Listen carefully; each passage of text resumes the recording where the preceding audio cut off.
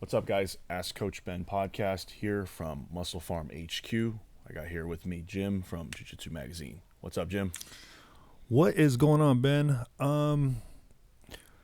Back when I was teaching a lot of jiu-jitsu, one of the concerns I had was people that came back to show YouTube, what they learned on YouTube's, the YouTube instructional.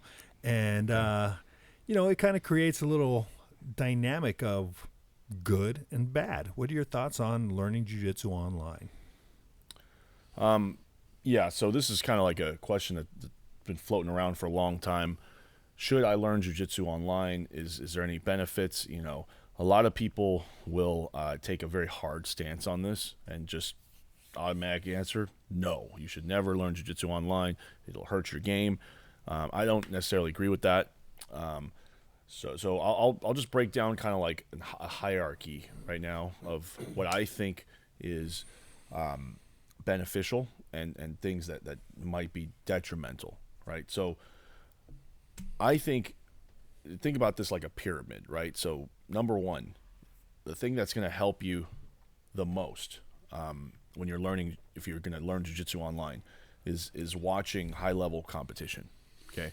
And the reason I think that's number one, so watching events like Kasai, like the IBJJF World Championships, like ADCC, the reason that it's productive to do that, in my opinion, is you're watching the best guys at the highest level competing against the best guys, right? So they're not going to use BS techniques. They're going to do things that work. And it's a qualifier, right? It kind of weeds out, things that doesn't work, right? If it doesn't work, it's not going to work in competition when people are going 100%, right? So number one to me is high-level competition. Okay, if you're going to watch jiu-jitsu, spend most of your time watching high-level competition. The second in that hierarchy would be paid instructionals, and paid subscription sites, right? I don't put one above the other.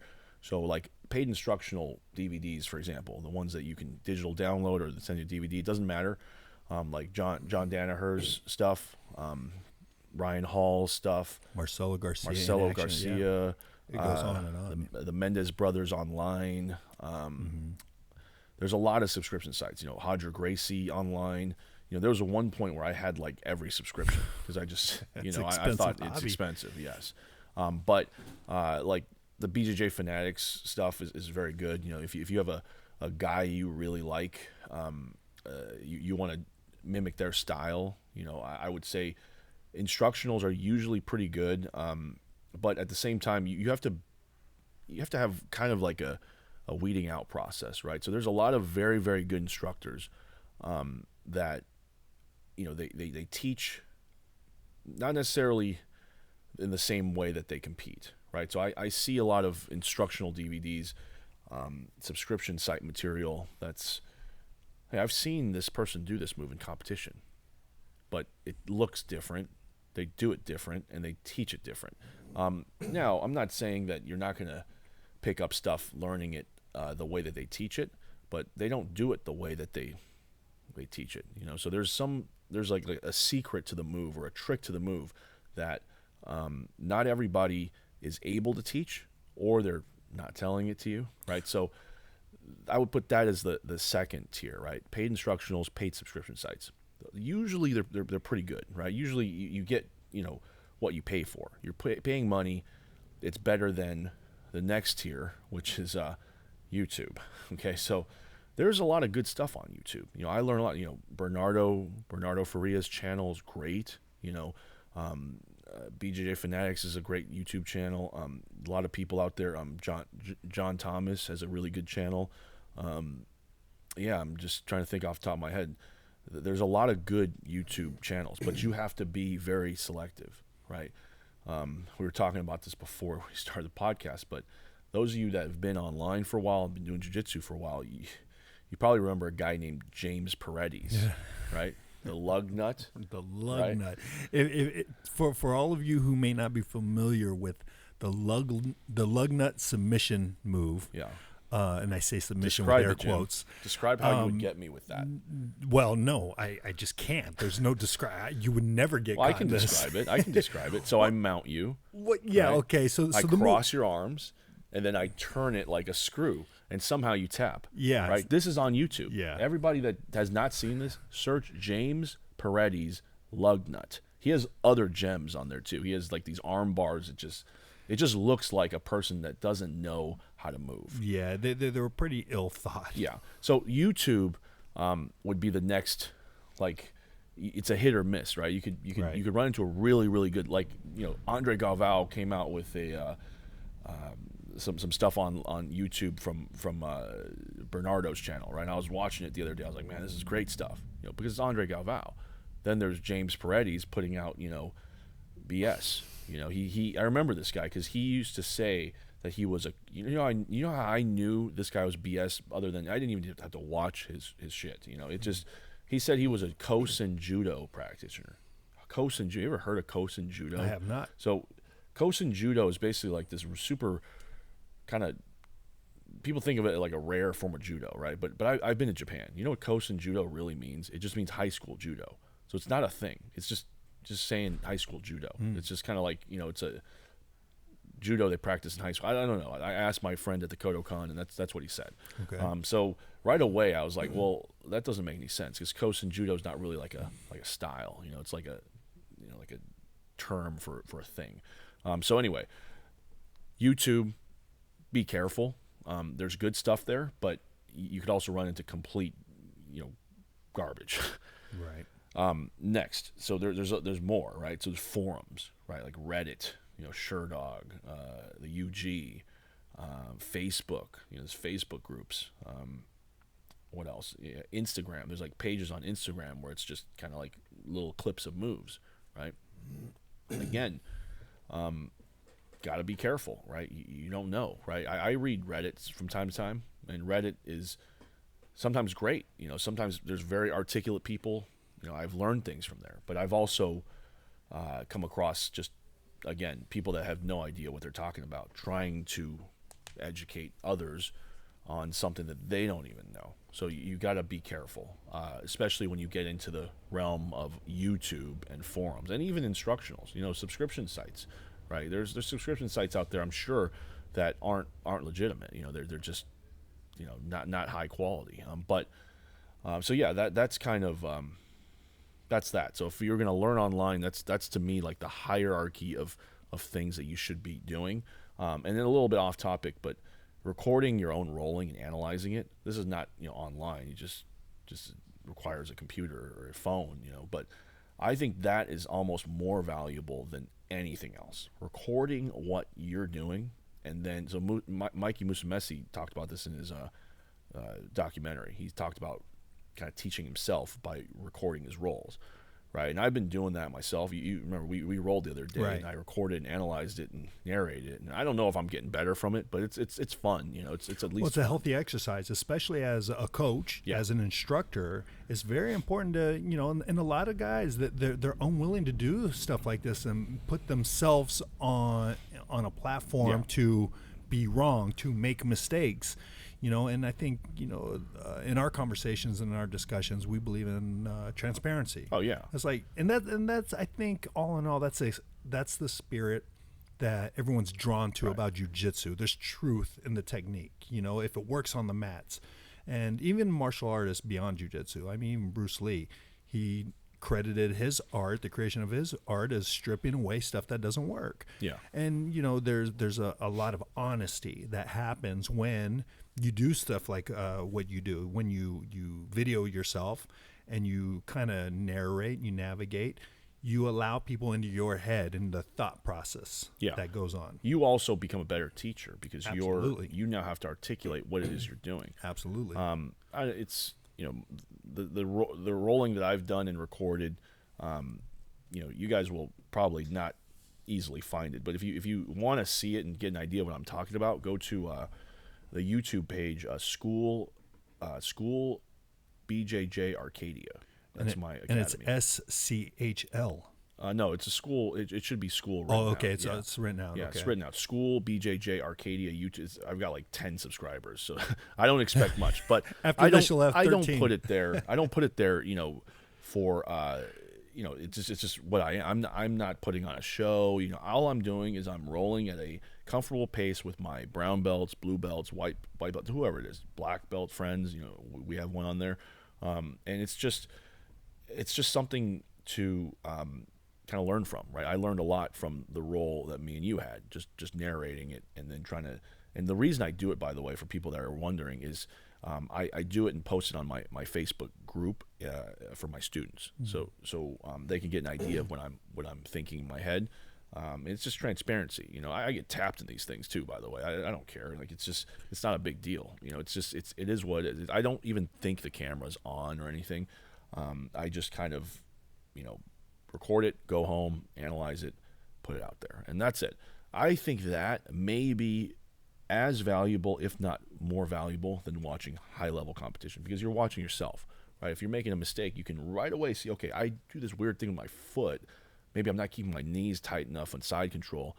I need to correct that. Or I keep getting my guard passed, Yeah. or Why? whatever. Yeah, Because you're overextending. Are you reaching your leg out? These are things that you can't see because you're in your own body, right? But as soon as you record it, you can see it, and that's why analyzing your rolling is very important. Even analyzing your competition as well. It's probably even more important. So if you compete, analyze your competition footage, right? But again, those are it's a little off topic because we're talking about learning jiu-jitsu online, right? So let's go back to the list and kind of hash out each one of these and just make a little point on each, right? So why is high-level competition, again, just in more detail, why is it the number one on my pyramid? Is because, like I said, it's guys are going to compete, use the best stuff that they can, and that shows itself in competition. Also, competition really is just an arms race, right? It's a arms race of techniques, right? Who wins in most competitions is the person that has a technique or a sequence or a system that the other person doesn't know. That's how you have a competitive advantage, right? Physically, everybody's pretty similar, right? But there's nobody that really has won a competition that I've seen, high-level competition, based on like physicality alone, right? It's usually physicality plus technique plus strategy and timing and all that stuff, right? And usually people at the highest level, it's a strategic thing, right? Or something that is known, right? So you want to look for those things when you're watching high-level competition and add it to your game, right? So here's a personal example. Through watching high-level competition, I realized that the De La Hiva guard, right, the leg with the hook, right, the hook put in, was not really being played that much by people over 160 pounds, right? So as people got heavier, they just didn't have the mobility, or it's just not part of their game, So I realized like Nicholas Marigali was like the only guy that was really playing like a high-level De La Hiva game with the hook. So what were the other people doing? They were playing like a no-hook De La Hiva, right? Like a Leandro Lowe style. They just stick the leg out there. And I would not have really noticed that if I didn't watch high-level competition, right? So what I did was I kind of altered my game because I just realized, I'm not the most mobile guy. I should probably lean toward the trend of what these bigger, I'm 200 pounds, so these bigger guys are doing and still having success with, So I kind of, through that, I found guys like Kynan, right, who has a great guard, very simple guard. Through that, I reached out to him, invited him to my academy, did a seminar. I learned a lot from him. I still use his guard to this day. And so that's kind of how learning. I learned that started from learning jiu-jitsu online. So competition. Do you have anything to add on the competition, Jim? Well, I do. Because to your point, I remember very specifically, like it was a triangle defense against a leg triangle choke, right? When you're in someone's guard and they slap that triangle on you. I learned the 1, 2, 3 of the move, but I didn't learn the context of the application. Right. until I was at a Worlds. I want to say it was like around 2009-ish, and it was like Humaloba Hall, one of his matches. And I saw someone execute that move, and I got to see how you do it. It's not 1 and 2 and 3. Right. No. The way he applied the techniques, it was like an explosion. It was a quick move. And when you see it used in real time, then, just like the English language or like any spoken language, there's context. Yeah. So I got to see the context. I was able to immediately recognize, oh, hey, that's the move I learned. So you saw it live. I got to see it live, but online is the same. But it's the same thing, the same. right? And to your point that you're making, watch those. I mean, it didn't matter if I watched that same move online. You would have got 90% of it, watching it online. Right. So the point is, I could connect the dots from what I learned in class to watching a high-level competitor use that same. I was able to recognize the technique, and to me, to this day, that's the example I like to use. The importance of seeing. Where it's most prevalent is that I know of is in judo. Judo, when you do a beautiful kazushi, you do the 3 steps in, and then you load up on the hip, and it's like this beautiful motion, right? Then you watch judo competition. Nobody does that. They're jumping in and 3-step. The 3 steps that you take to enter, it becomes one jump. Right. Always. And a pivot in midair. Yeah. And so I'm not saying that if you learn it via an instructional that you're not going to be able to do it in competition, but the guys teaching you in the instructional are not doing it that way in competition. So why? I haven't figured it out yet. I think it was just certain people are trained in a certain way, and they learn to move a certain way, but then they compete so much that the move has kind of become muscle memory in competition. But when they teach, they're not thinking about that, right? They're thinking about how they learned it. Right. So number 2, right? So let's get to number 2, which was instructionals, DVDs, streaming, whatever it is, or subscription sites, right? So with number 2, I think it's great, but you have to be careful, right? There's a lot of good stuff out there. There's also a lot of stuff that is like you can get lost, right? Here's an example, right? I'm not the biggest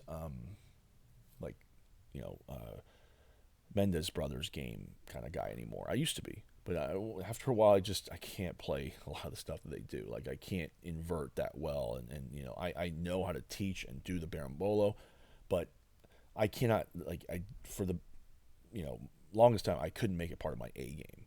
Why? Because I just don't practice it enough, and it doesn't flow naturally for me. So I tend to be one of those guys that kind of comes up on singles and then smash passes. That's just what I do. So if I spend all my time watching the Mendes Brothers stuff, right, is it the most beneficial for me? Probably not. So I still have a subscription to their site. I pick and choose the things that are more applicable to me. Well, there's a level of expectation because it's the Mendes Brothers. Yes. You know what they do well, and you want to hear what they have to say about a certain topic. Oh, yeah. There's gems that are dropped all the time that I hear from Guy and Hoffa, right? But, the wrong, like say if one of my white belts came to class and he's like, I've been training 2 weeks. I subscribe to Mendes Brothers, and I'm going to try this like advanced crab ride stuff. I'm going to be like, look, man, it's great when you get there. You got to learn, escaping the mount first, right? Or a basic shrimp, right? Or there's certain things that it can send you down a wrong path. So like everything we've ever talked about, it depends. It's like all these things depend. There's no people that say, you shouldn't learn anything online. YouTube sucks. You're going to get worse. They're wrong. They're just wrong. And the people that say you should learn everything on YouTube, well, of course you're wrong. They're both half wrong. They're both wrong, right? So, right. So yeah. And then now we're at YouTube, right? So YouTube, this is the real dangerous one because anybody can put anything on YouTube, right? Anything can put anything. I mean, the lug nut. I mean, technically, some people are learning Jiu-Jitsu. Yeah, the lug nut. Some people are learning Jiu-Jitsu, or at least Jiu-Jitsu concepts from us, right? Me and you, right? So I can assure everybody that I am not I'm not a guru. I don't know everything in the world, but my intention is to always be a student and always to put out the best information that I can, with the intent of helping others, and with the intent of also kind of growing my brand and our podcast and our platform, right? So yeah, it's a win-win for everybody. Okay, so I can only guarantee that. You don't have to believe me. I could be a complete liar, right? So that's the thing. You don't know what people's intentions are on YouTube. James Paredes could be the best guy ever. He could be humanitarian, saint, whatever. But he doesn't know what he's talking about, right? His intentions can be good. Who knows? I don't know the guy.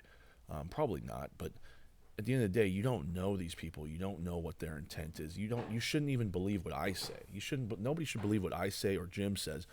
You should think for yourself. Take what we say and do your own research, right? If we're wrong on anything, let us know. I'd be happy to admit I was wrong, but you gotta show me the evidence. And then the last one, right? So what are your thoughts on YouTube, Jim? You got any? I think YouTube should be used as some sort of a la carte. What I like, and what I mean by that is, let's say you're having a very specific problem. You see a tendency in your own videoing, or after a day or a week of training, you see a tendency like, God dang, I keep getting caught in a butterfly sweep, right?